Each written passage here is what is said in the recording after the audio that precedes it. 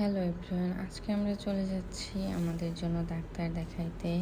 আজকে আমরা যাব শ্যামলীতে ডাক্তার দেখাইতে। তো আমরা রেডি হয়ে উঠে পড়লাম গাড়িতে। এই যে দেখেন আপনাদের ভাইয়া, সে তো সারাদিনই ব্যস্ত থাকে আর সারাদিনই তার ফোনে কথা বলা লাগে। আর এই তো আমরা ফার্ম গেট পর্যন্ত চলে আসছি। অ্যান্ড এখানে আমরা সংসদ ভবনের সামনে গাড়ি থেকে অনেকক্ষণ জ্যামে আটকেছিলাম। আর সে তো সারাক্ষণই বোরিং ফোনে কথা বলতেই থাকে। অ্যান্ড অবশেষে আমরা আমাদের হসপিটালের সামনে চলে এসেছি। অ্যান্ড গাড়ির ড্রাইভারকে বলা হলো পার্কিংয়ের ভেতর দিয়ে যাওয়ার জন্য। তো আমরা এখন গাড়ির ভেতরে হসপিটালের ভেতরের দিকে যাচ্ছি। এখন সে ফোনে কথা বলতেই আছে, আর ফোনে কথা বলা শেষ হয়নি। অবশেষে আমরা হসপিটালের ভেতরে আসলাম। আমি আমার হসপিটালের কাগজ এবং জুতাগুলো পরে নিতেছিলাম, যেহেতু আমি গাড়ির ভেতরে জুতা পরে থাকতে পারি না। আর কাগজ এবং প্রেসক্রিপশন এবং বাকি সব জিনিসপত্র হাতে নিয়ে নিলাম।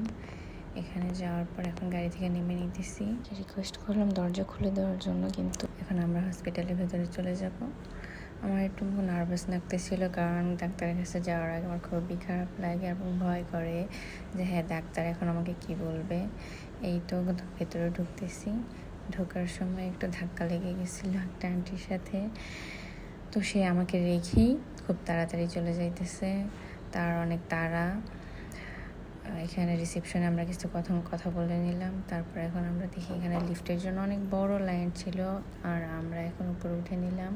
সে এখনও কোনো কথা বলতে গেছে, সে তো ভুলেই গেছে আমরা ডাক্তার কোন তলায় দেখাইতে আসছি।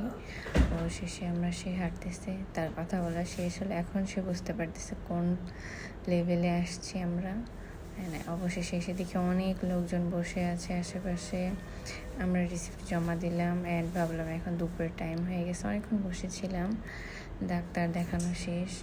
এখন এসে দেখি আমাদের মাছ দিয়ে যে আমরা টোকেন করছিলাম ওই মাছটা নাই, শেষ হয়ে গেছে। অবশেষে অনেকক্ষণ দেরি করার পর আমাদের আপনার ভাই চিকেন রোস্ট দিয়ে ভাতের প্লেটারটা নিয়ে আসছে। ভাত দিয়ে অবশ্যই চিকেন রোস্ট খাওয়া যায় না, পোলাও দিয়ে বেশি ভালো লাগে। তো আমরা হাত ধুতে গেছিলাম ওয়াশরুমে, তো হাত ধুয়ে এসে খাওয়া শুরু করে দিলাম। কিন্তু খাবারগুলো ভাতের চাউলগুলো ফুটছিলই না, কেমন হয়েছিল না, চাল চাল ছিল ভেতরে, আমি খেতেই পারছিলাম না। কিন্তু অনেক ক্ষুধা লেগেছিলো, ওইভাবেই খাইলাম।